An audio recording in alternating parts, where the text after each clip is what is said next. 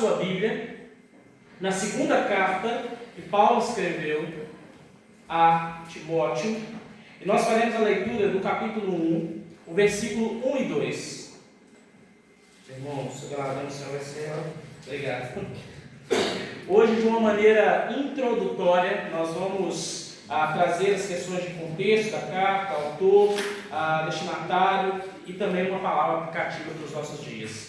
2 Timóteo, capítulo 1, verso 1 e verso 2. Diz assim a palavra do Senhor: Paulo, apóstolo de Cristo Jesus, pela vontade de Deus, de conformidade com a promessa da vida que está em Cristo Jesus, ao amado filho Timóteo, graça, misericórdia e paz, da parte de Deus Pai e de Cristo Jesus, nosso Senhor. Pai, por tua palavra lida, nós te agradecemos. Aplica os nossos corações essa noite, para faça morada nos nossos corações. Amém. Se eu perguntasse aos irmãos aqui nessa manhã, se vocês descobrissem hoje, através de um laudo médico, que nos próximos dias, ou daqui a pouco tempo, você fosse morrer, a gente já deve estar pensando assim, Deus me livre. Se você fosse morrer, o que você deixaria registrado como seus últimos momentos, ou o que você deixaria de registro para alguém? Talvez alguns aqui comecem a confabular na cabeça a ideia de que, não, pastor, eu acho que eu usaria esse último momento para escrever um testamento. E ali eu colocaria todos os meus desejos para que as posses que eu adquiri durante toda a minha vida fossem destinadas para A, para B, para C. Ou talvez você usasse esse tempo para escrever uma carta com o coração talvez até magoado, e deixasse ali todo o seu ressentimento nessa carta, a fim de que ela pudesse ser lida mesmo de fato, para que as pessoas pudessem saber disso. Ou talvez você escrevesse uma carta agradecendo a Deus pelas inúmeras oportunidades que o Senhor deu-lhe vida, agradecendo pela família, agradecendo pela igreja, agradecendo pelo trabalho, enfim. O que você iria redigir no seu último momento de vida? Eu não sei porque eu ainda não pensei nisso, mas o apóstolo Paulo, ele toma uma atitude, sabendo que a morte estaria às portas. E ele, então, como sua última carta, ou como sua última flecha no alforje do arqueiro, ele não resolve usar esse momento para poder escrever uma carta para uma igreja específica. Ele não resolve utilizar a sua última tinta, sua última pena, sua última papel, livro, para poder escrever para cartas gerais. Ele gasta sua última pena, sua última tinta, e talvez uma tinta com sangue, para escrever a um jovem pastor chamado Timóteo. E nessa carta, olhando todo o cenário que o cercava, ele então coloca ali, sabendo que não é só o que o cercava, mas que cercava ao próprio Timóteo e a tantos outros cristãos que essa carta chegaria, um cenário extremamente difícil. Ele escreve na pena dessa carta, ele coloca ali todo o encorajamento, o fortalecimento, as exortações necessárias para que esse jovem pastor pudesse conduzir esse rebanho que estava à sua disposição. E não só isso, para dizer para ele: Timóteo, os dias são maus, a perseguição se aproxima, e se aproxima com várias severidades. Timóteo, estou escrevendo essa carta para você, para poder cuidar do seu coração.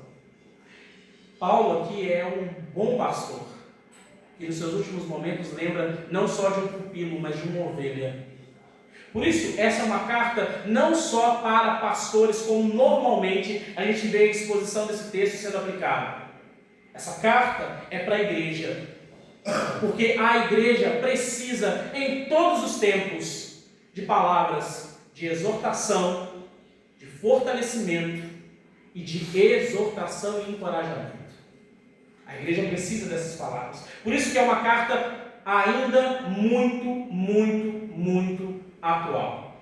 Por isso, eu queria convidar os irmãos nessa noite a pensarmos aqui, pelo menos em 3 aspectos que veremos aqui de uma maneira bem introdutória: o contexto, a autoria, o destinatário e uma aplicação pastoral através do coração de um pastor, que aqui é o apóstolo Paulo. Por isso, o contexto dessa carta, meus irmãos, como os irmãos perceberam no título, ela diz que é a segunda carta que Paulo escreve a Timóteo. Então, consequentemente, teve uma primeira. A primeira carta em que Paulo escreve a Timóteo, ele escreve anos antes, e que a esse jovem pastor, ele escreve num tom extremamente institucional, ou de instruções e ordem para uma igreja, pelo qual Timóteo estaria à frente e que ele deveria tratar algumas questões, por exemplo, como a escolha de presbíteros, quem seriam os pastores, os líderes da igreja local, a fim de que pudesse trazer toda uma lista de que estes homens deveriam ter dentro dessa lista os predicados para poder assumir a igreja. Não só isso, como a própria questão de culto, também falando com Timóteo, para que Timóteo pudesse prestar bem atenção com relação à sã doutrina, porque haveria aqueles que iriam adentrar as igrejas, trazer um falso evangelho, uma falsa doutrina, em que talvez essa falsa doutrina, esse falso ensino, iriam fazer com que muitos, ao ouvir a palavra de Paulo, os ensinos de Timóteo, ou seja, aqueles dos apóstolos, rejeitassem o verdadeiro evangelho e começassem a dar ouvido ao falso evangelho. Quando a gente olha a carta de Gálatas, que os jovens estiveram participando lá na Conferência Fiel, Paulo ele tem que tratar com um problema que estava chegando na igreja. Paulo ele tinha trabalhado com a igreja dos Gálatas, tinha pregado como se o próprio Cristo estivesse no meio da igreja, e cerca de entre 4 e 5 anos que esse pastor sai da igreja, a igreja recebe falsos líderes, falsos mestres, trazendo um outro evangelho, fazendo assim com que a igreja começasse a adaptar esse outro evangelho. Paulo então tem que escrever uma carta com o seu coração pastoral, e a gente vai ver isso lá no final, dizendo para a igreja: olha, vocês são insensatos, eu tive com vocês aí, eu ensinei vocês, eu ensinei o que é correto, eu gastei tempo precioso do santo evangelho para poder estar com vocês, ensinando de maneira fiel, e vocês rejeitaram isso e deram ouvidos a outro evangelho. Paulo então ele coloca todo o seu sentimento nessa carta de Gálatas que nós veremos. Paulo então, depois dessa primeira carta, anos depois, escreve essa segunda carta agora com um tom diferente, um tom um pouco meio que melancólico. A gente vai ver aqui ao longo da carta, ele vai falar sobre aqueles que o abandonaram na fé, ele vai falar sobre aqueles que estavam dentro da igreja e se desviaram, ele vai falar sobre pessoas que eram falsas e mentirosas que estavam rondando a igreja, e vai dizer para Timóteo, tome muito cuidado com esse tipo de gente aí. Esse tipo de gente não deve ser tratado na igreja como o corpo de Cristo. Essa segunda carta, ele continua essas instruções pastorais com relação a Timóteo. Mas veja, há uma segunda questão dentro do contexto aqui. Há uma pressão externa. Aqui, muito provavelmente, Paulo escreve no período em que acontece o famoso incêndio em Roma, em que durante muito tempo alguns estudiosos, ou boa parte dos estudiosos, entendiam que esse incêndio que acontece em Roma foi o próprio Nero que tinha causado. Algumas imagens nós vemos aí em livros de história em que aparece Roma pegando fogo, Nero gordo, sentado lá no alto do seu palácio, tocando uma lira enquanto pega fogo. Mas a grande parte hoje dos acadêmicos dizem que provavelmente não foi Nero que colocou o fogo em Roma, mas ou foi um acidente ou foi alguma questão ali que foi instaurada para poder causar caos. O fato é que o fogo pegou em Roma, a cidade foi incendiada, e adivinha, quem foram os culpados, ou colocados como culpados, melhor dizendo, sobre esse incêndio? Os cristãos. Então, começa-se então uma perseguição muito acentuada. Roma começa a demonstrar uma máquina de moer cristãos. E começa então uma perseguição a aumentar. Paulo aqui, ele está preso, muito provavelmente em uma masmorra, preocupado com relação a isso. Então ele escreve a Timóteo, escreve para que Timóteo pudesse trazer encorajamento, fortalecimento a essa igreja que estava tendo perseguição. Quando a gente canta às vezes canções, às vezes eu tento falar com alguns integrantes do Ministério de Música, que às vezes a música, ela precisa ser levada tão a sério para a gente poder compreender aquilo que a gente está cantando. Há uma canção que ficou muito evidente nos últimos tempos, que é uma canção que a gente canta, muito bonita até, que vai dizer: a perseguição não parou na igreja. E a gente canta animado essa música, tem que cantar mesmo, porque a perseguição não parou a igreja, mas a letra dessa música deve nos fazer uma reflexão. Foi homens, foi mulheres, foram crianças que foram mortas, assassinadas diante de um coliseu e diante de um cenário de perseguição. Esses irmãos fiéis até o fim, não deixaram que a perseguição tomasse contra a vida deles por temor que impedisse de darem um testemunho fiel. Essas pessoas foram martirizadas para que a igreja hoje pudesse cantar e saber: a perseguição não parou, não será o tempo moderno que irá parar a igreja. Por isso é uma canção que a gente canta, mas a gente precisa estar com um pensamento firme na história que a letra da música está dizendo, está cantando. Há um terceiro aspecto, um aspecto triste que Paulo vai lidar ao longo de todo o seu ministério. Não só isso, havia uma erosão interna, falsos mestres. O texto de Paulo, da carta de 2 Timóteo, nós veremos nas próximas exposições, vai trazer outros ensinos. E aqui pode ser tanto o falso evangelho mesmo, ou talvez um ensino distorcido que estava sendo feito ali das palavras do próprio Paulo. E esse contexto de falsos mestres, falsos ensinos, poderiam trazer ao coração desse jovem pastor um certo receio. Talvez ao olhar pessoas que tenham grandes likes, recebam grandes seguidores na internet, ele, um jovem pastor, sem um público de seguidores, poderia pensar: olha, eu acho que eu não vou ficar aqui, porque a igreja pode estar sendo pastoreada por esses falsos homens, por esses falsos mestres. E por vezes é uma aplicação para todo ministro do Santo Evangelho, para todo pastor. Às vezes a gente pode se iludir, e aqui é uma palavra minha, a todos aqueles que vão assistir esse vídeo na internet, de que por vezes a igreja acontece de termos membros assim mesmo. Que apesar do seu pastor ser o mais fiel possível às Sagradas Escrituras, ainda assim essas pessoas quererão que sejam pastoreadas por pastores que estão aí na internet, que por vezes tem mais likes, mais seguidores. Não é tão distante assim você vê, por exemplo, o pastor da igreja pregar no sermão no domingo e logo na segunda-feira um falso profeta está lá nos stories de um irmão da igreja. E mesmo que o seu nome tenha sido citado nominalmente na igreja de Cristo, no corpo da igreja, pessoas ainda continuam seguindo essas pessoas, não ouvindo os alertas disso. Esses falsos mestres é um problema que a igreja vai lutar até o fim. Paulo, ele lutou até o fim, um bom combate contra esses que estavam chegando. Então, todo esse contexto, esse cenário por trás dessa carta, é o que faz o coração do apóstolo estar aqui nas linhas que nós acabamos de ler, dos versículos que acabamos de ler, mas de tantos os outros que leremos. Bem, esse é o cenário. Então quem é o autor? O autor fica evidente aqui na carta, no verso 1, quando diz: Paulo, apóstolo de Cristo Jesus, pela vontade de Deus, de conformidade com a promessa da vida que está em Cristo Jesus.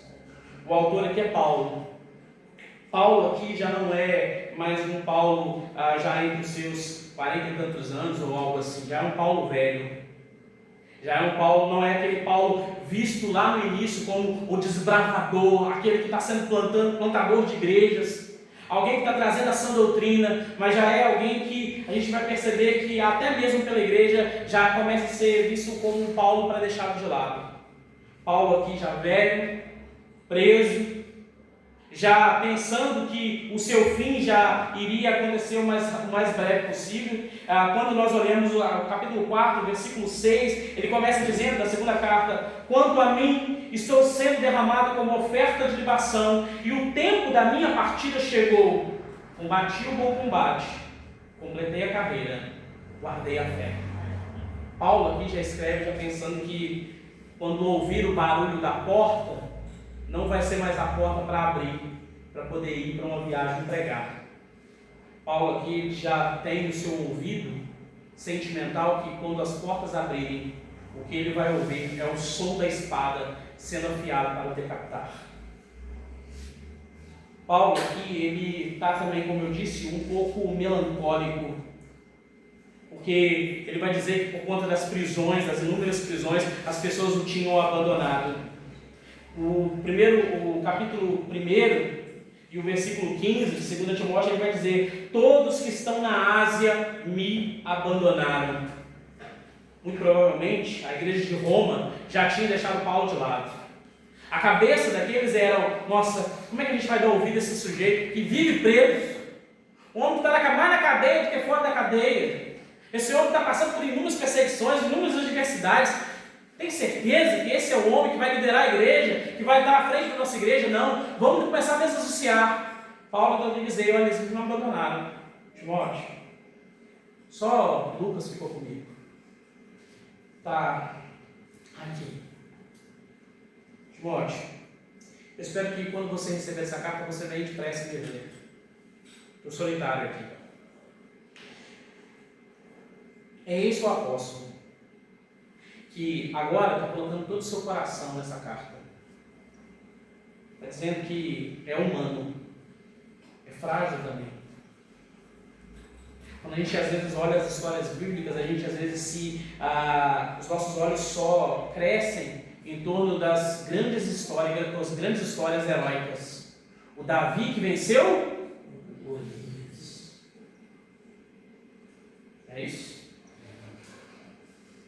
Do jovem Josué vencendo as batalhas, até a personagem das nossas canções: vem com Josué lutar em Jericó. A gente brinca, né? A gente pula, vamos pular as muralhas.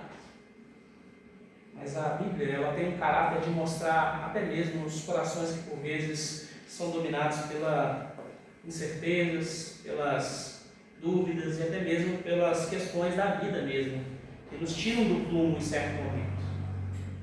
Mas a beleza dessa carta que nós veremos nas próximas exposições é que, apesar da prisão, apesar do abandono, e ele colocar isso nas letras, nos versículos aqui, ele vai dizer: estou preso aqui não por minha vontade, mas pela vontade do próprio Evangelho. Estou preso para que o Evangelho possa ser anunciado, e por isso eu dedico não só essas páginas dessa carta a você, mas ao Senhor, para poder dizer: combati o bom combate, completei a carreira e guardei a fé. O que me espera é me encontrar com o meu Salvador. E aí que está a grande graça de ser cristão. É saber que mesmo quando tudo parece que não vai bem, e às vezes não vai bem mesmo nas nossas vidas, a nossa certeza na vida e na morte é que o Senhor está conosco. E mesmo que seja difícil a jornada, o Senhor está conosco para a gente poder passar por elas. Quem é o destinatário? Como já vi no verso 2, ao amado filho Timóteo. E aqui eu quero gastar um tempo com vocês sobre Timóteo. Veja, em primeiro lugar, a história de Timóteo não começa no ponto. A história de Timóteo começa em casa. Paulo não destaca primeiro o seu dom, mas Paulo ele faz questão de destacar primeiro a sua origem espiritual, a sua fé sincera, que estava aplicada a uma mãe e uma avó, que tiraram tempo de suas vidas para poder ensinar as sagradas letras a esse jovem pastor. Veja, o que nós percebemos aqui, quando Paulo vai tratar de recordar a respeito dessas duas mulheres extremamente importantes para a vida desse jovem pastor, é uma aplicação para a nossa igreja, para os nossos dias, hoje. Foi da vontade de Deus que Timóteo tivesse um pai grego, ímpio, muito provavelmente, mas que tivesse uma mãe e uma avó tementes ao Senhor, em que na jornada sua de vida gastaram um tempo das suas próprias vidas para ensinar a esse jovem pastor as sagradas letras. E aqui, meus irmãos, nós temos um ministério infantil que é excelente, que tem feito de tudo para poder trazer instrução verdadeira para as nossas crianças, que tem de todas as formas ensinado tanto a doutrina quanto também as questões de comportamento na igreja, feito isso de uma maneira exemplar. Nossos filhos agora estão lá dentro com essas tias, ouvindo da palavra. Como eu gosto de ouvir a Olívia, mas o Carlos chegando no domingo, falando o que aprenderam, o quanto ficaram felizes ali. Mas veja, isso é um momento do domingo que não pode ser tratado como se fosse toda a semana da criança. O dever de ensinar as sagradas letras é de você, pai e mãe. Por vezes, nós estamos tão com o coração para fazer os nossos filhos façam uma boa faculdade, para que façam um bom colégio, para que eles possam aprender outros idiomas, e não há problema nenhum nisso. Isso é bom que nossos filhos tenham a melhor educação possível, tenham a melhor instrução possível. Mas veja, pai crente, mãe crente, avô crente.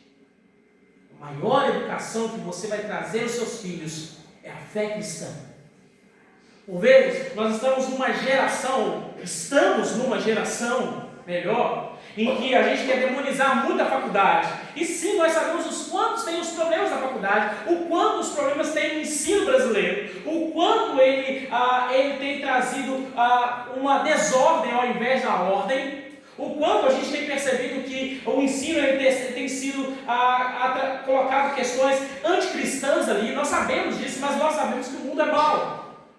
Mas às vezes, quando nossos filhos vêm com o cabelo todo cor-de-rosa, rapado no meio, com um pensamento esquisito, às vezes a gente fala assim: olha, foi a faculdade que fez isso com o meu filho, olha que a faculdade transformou minhas crianças.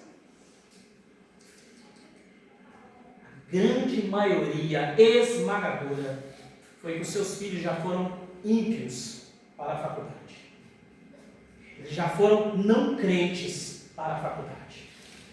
Lá só acentuou a questão, porque o tempo que você teve durante toda a gestação, o crescimento, você colocou tantas outras coisas, você mesmo não deu valor para o ensino das Sagradas Escrituras, para o ensino da palavra. Eles mesmos perderam a oportunidade de serem instruídos na Santa Palavra, já chegaram lá ímpios. E você aí colocando a culpa só na faculdade, só nas instituições de ensino. Há uma palavra para você, pai e mãe, de olhar pelo exemplo de sua mãe, sua avó, a mãe e a avó de Timóteo. Vocês têm um dever com seus filhos de ensinar a Santa Palavra. Não espere chegar o próximo domingo para que seu filho possa vir para a classinha, ouvir a palavra. Faça na segunda, faça na terça, faça na quarta, faça na quinta, faça na sexta, faça no sábado. Lembro da minha infância, quando eu tinha meus 8 anos na igreja, tinha uma revista do Ministério Infantil que eu gostava muito, que era a revista Vivendo, da Juerp, antiga editora batista. Nessa editora, ela tinha uma cartela com estrelinhas, e em cada lição vinha um questionário que a professora fazia para as crianças e perguntava assim: você fez a leitura diária? E tinha uma leitura para cada dia de semana. Quem fez, recebia uma estrelinha. Você trouxe a oferta para missões ou para a salinha? Recebia uma estrelinha. Você vai ficar para o culto? Recebia uma estrelinha. Se não, ia perguntar para a pessoa: por que você não vai ficar no culto hoje? Questionava-se o porquê que não iria ficar. Depois recebia uma estrelinha, que era a estrelinha que eu mais amava. Era a pergunta: você fez o culto doméstico essa semana? Porque os pais tinham que fazer o culto doméstico todos os dias, se reunir no final da noite, chamar o filho e a filha, mais a esposa, o esposo, ler uma passagem. O pai normalmente era quem explicava o texto, mesmo do jeitinho dele, meu pai, no meu caso. Depois a gente cantava uma canção que era Sempre Te Agradeço, por isso que eu sempre lembro Te Agradeço. Logo depois a gente orava e a gente volta em casa. Isso foi importante para o meu crescimento. Por isso, pai e mãe, há uma palavra diretamente para vocês essa noite. Não esperem que os seus filhos cresçam para que eles possam agora crescer, ouvir a palavra do Senhor.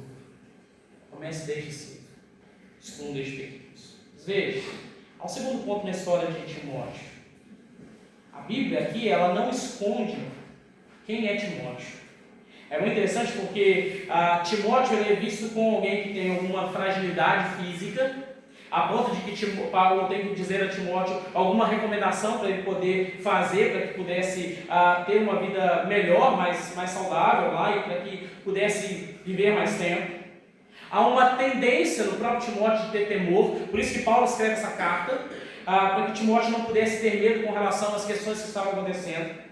Há uma insegurança no próprio Timóteo que aparece no texto quando vai dizer para que Paulo vai recomendar para que ninguém pudesse deixar de lado ou não reconhecê-lo como uma autoridade da igreja por ele ser jovem. E aqui uma palavra para os mais velhos, os mais novos aqui da igreja. Não é porque alguém é jovem, não é porque ele é um jovem, que ele não possa ser mais maduro que você. Amém? Idade não tem a ver com maturidade. Tá? Eu conheço jovens, como diz a canção do Chaves, jovens de apenas 20 anos, jovens de apenas 80 anos e adultos de apenas 20, que têm uma maturidade muito maior do que muitas pessoas que eu conheço. Paulo tinha esse receio que talvez Timóteo ficasse meio tímido também por conta dessas questões. Veja, talvez a igreja não vai me ouvir, eu sou jovem demais. É o meu primeiro ministério. Assim como estou aqui na frente dos irmãos, como meu primeiro de fato ministério, há 2 anos com vocês. E talvez às vezes bate até insegurança, é o meu primeiro ministério, mas com tantas coisas que têm acontecendo na vida da igreja, será que eu vou ficar os 10 que eu planejei ficar? Ou será que eu vou embora antes por conta do medo? Isso também poderia estar acontecendo com o jovem Timóteo. Paulo então tem que encorajar ele, olha, que ninguém te repreenda, ou que ninguém te maldiza por você ser jovem, porque eu conheço você. A ponto de que o terceiro ponto dentro disso é que nós podemos perceber que Timóteo era alguém que já tinha um testemunho apesar de ser jovem. Atos capítulo 16, versículo 2 vai trazer esse aspecto dessa maturidade que ele tinha. Veja, Deus não improvisa seus obreiros, Ele forma homens para a liderança da igreja. Esse jovem pastor, ele já era um homem diante do Senhor. Perceba, todas essas questões sobre até mesmo quem é Timóteo é crucial para entendermos por que Paulo ele gasta tempo no final da sua vida para escrever essa carta. Diante disso, já que passamos pelo contexto, pelo autor e pelo destinatário, agora eu quero trazer o coração do apóstolo. E eu quero ler mais uma vez, os irmãos olhem na Bíblia de vocês, o verso 2 e como ele se inicia. Ao amado filho Timóteo, graça, misericórdia e paz, da parte de Deus Pai e de Cristo Jesus, nosso Senhor. Veja o tom que Paulo está usando para falar com Timóteo. Quando nós vamos olhar os outros versos, a gente vai ver que os tons mudam. Uma hora é um tom mais forte, exortativo, um tom mais paternal, encorajador, um tom um pouco melancólico. Mas nesse início desse verso 2, a gente vê um Paulo quase meloso. Eu confesso que quando eu li esse verso, eu estava pensando que talvez uma boa pessoa para ter escrito esses versos iniciais foi o Marcos Paulo. Meloso igual o Marcos Paulo. Faltou colocar só um beijinho aqui molhado. Ao amado Timóteo. E aqui está a essência do coração do apóstolo. Esse coração pastoral. Paulo não foi só um desbravador de cidades e de regiões. Não foi só alguém que fundou uma igreja, foi alguém que esteve envolvido nesse sentido. Ou Paulo não foi só alguém que trouxe ensino doutrinário. Paulo foi um pastor. Paulo foi alguém que cuidou da igreja. Por isso, em primeiro lugar, dentro disso, nós podemos ver aqui o cuidado de Paulo. Essa expressão, amado Timóteo, é visto dentro do ministério do apóstolo Paulo. O cuidado que ele tinha, não só com pessoas, mas com a própria igreja. 1 Tessalonicenses, capítulos 2, versículos 7 e 8, falando para a igreja de Tessalônica, ele diz o seguinte: pelo contrário, fomos bondosos entre vocês, assim como uma mãe que amamenta e cuida dos próprios filhos, sentíamos tanta afeição por vocês, que estávamos prontos a lhe dar não somente o Evangelho de Deus, mas a nossa própria vida. Paulo aqui, ele demonstra nesses versos de 2 Tessalonicenses o coração de um verdadeiro pastor, de alguém que ama a igreja. Paulo aqui, quando escreve a carta de Gálatas, e por vezes a gente olha a carta de Gálatas, vai falar disso na introdução, em que Paulo ele começa a escrever, e quando você começa a fazer a leitura, você pensa assim: nossa, Paulo está duro demais aqui, Paulo está meio rabugento, Paulo está pesando a mão aqui. Só que quando você olha a carta, todo o contexto da carta, Paulo aqui ele está amando a igreja. Imagine um pastor, vou pegar um antigo pastor da igreja de vocês, o Charlinho, que é alguém que os irmãos amam muito, que passou aqui e dedicou um tempo com vocês, ensinasse a sã doutrina, e de repente viesse o pastor Jani, e aí começasse a ensinar tudo que é falso evangelho. Os irmãos agora estão tudo vivendo um evangelho esquisito, fora da palavra. E aí de repente chega o Charlinho e olha toda essa situação e resolve dizer para a igreja: meus irmãos, o que aconteceu?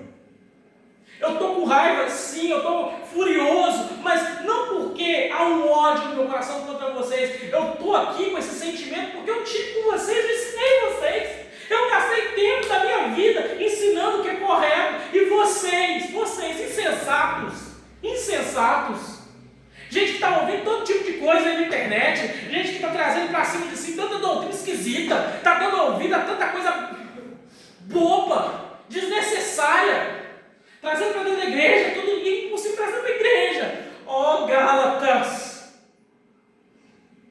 eu amo vocês, eu estou com o coração pesado, mas eu quero lembrá-los da fé genuína. O coração do apóstolo é o coração de um pai que, quando recebe alguma ofensa do filho, ele não pega o filho e joga o filho de fora. Ele repreende porque ele ama. O coração do apóstolo, como pastor está aqui, de alguém que ama a igreja. Por vezes, aqui é uma aplicação para você, pastor, que vai estar ouvindo e assistindo esse vídeo. Por vezes, o seu coração fica na dúvida. A gente fica realmente na dúvida, porque há tanta pessoa que ama a gente, chama a gente para tomar café, paga alguma coisa, parece um presente na casa, tudo que você fala, essa pessoa vai lá e aceita bem. E aí é tão fácil amar esse tipo de gente. Mas há aqueles que sempre discutem, sempre divergem, sempre trazem questões esquisitas. Mas que é a ovelha. E às vezes o seu coração ainda estranho vai trazer a ideia de que você não deve amá-las. Mas lembre-se, o pastor ele deve amar tanto os fáceis quanto os difíceis. É para isso que ele foi chamado para esse ministério. Por isso que é uma santa vocação. É por isso que não foi todos que foram chamados para exercer esse ministério. Amar aqueles que amam Jesus e que demonstram toda a compreensão de que há uma relação entre pastor e ovelha, mas há aqueles também que são difíceis e você é precisado para chamado a amar.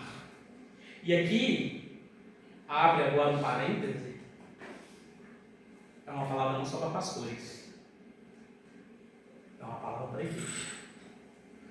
Lembrem que a carta foi endereçada a Timóteo, mas a carta seria lida por quem?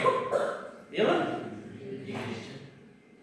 Então, o chamado a amado filho, misericórdia, graça, paz, é o sentimento da igreja também. O chamado para a igreja é suportai-vos uns aos outros. Ou seja, carregue sobre si aqueles difíceis. Quando tem a imagem do pastor de ovelhas que vai ter que pegar a ovelha que saiu fora do aprisco, que está ali cambaleada, machucada, a imagem é pegar aquela ovelha e ter que colocar sobre os ombros.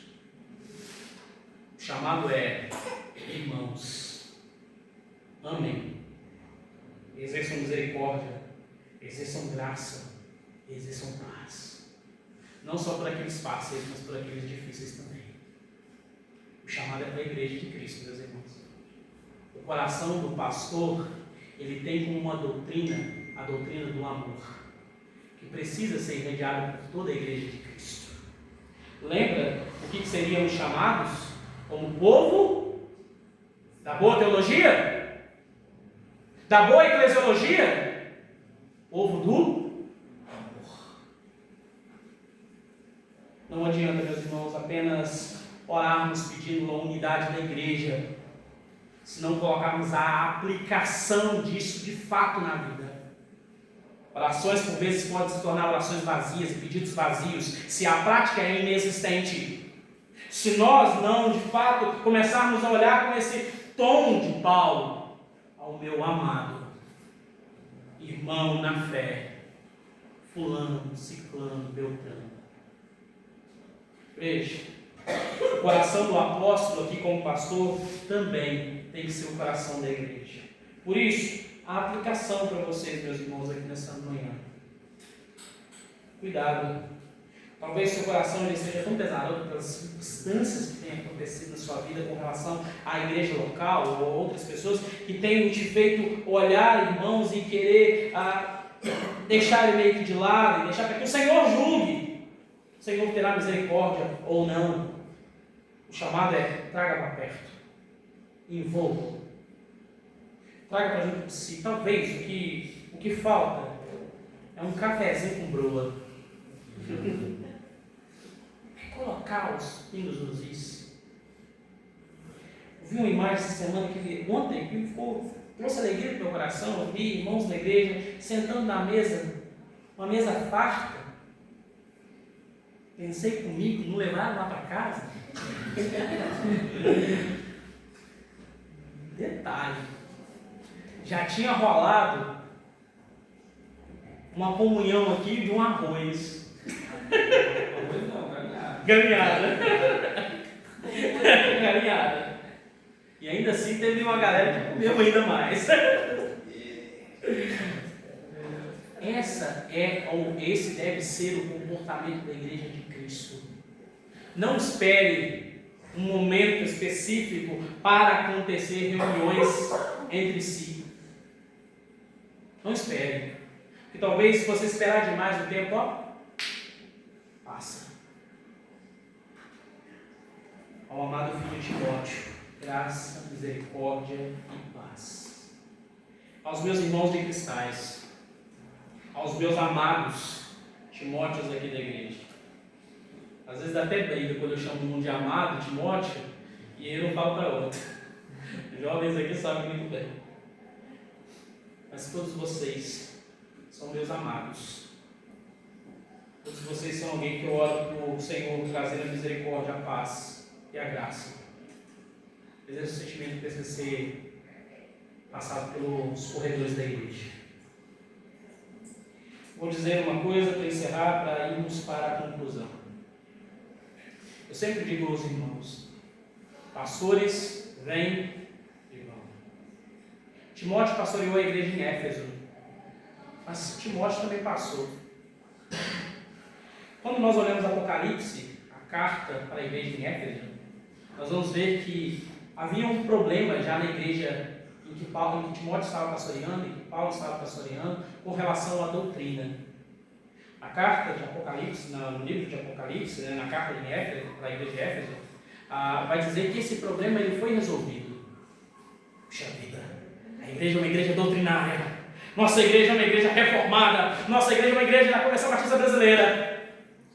Mas havia um problema que tinha ainda continuado.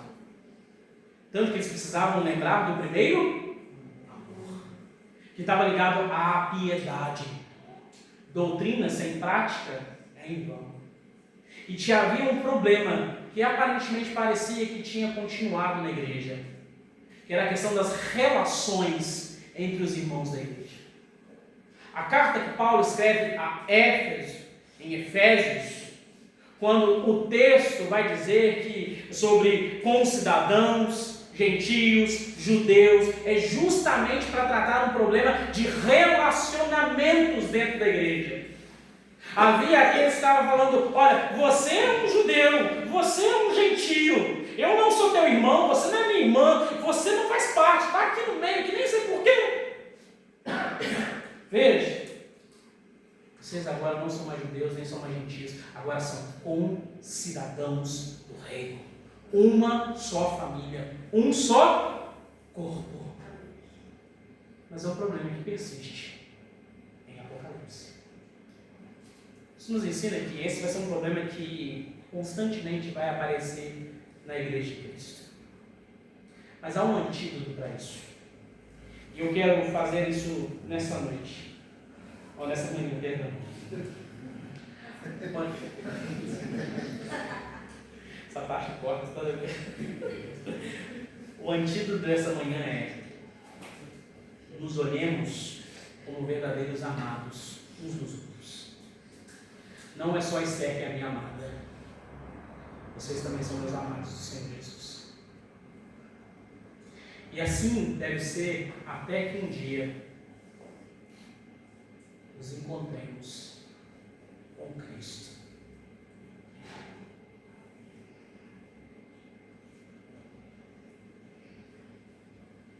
E todos juntos iremos sentar, banquetear, levantar as taças junto com o Cordeiro e nos olharmos de fato e nos dissermos uns para os outros: você é meu irmão e eu te amo para todo sempre, sem pecado, sem gozo,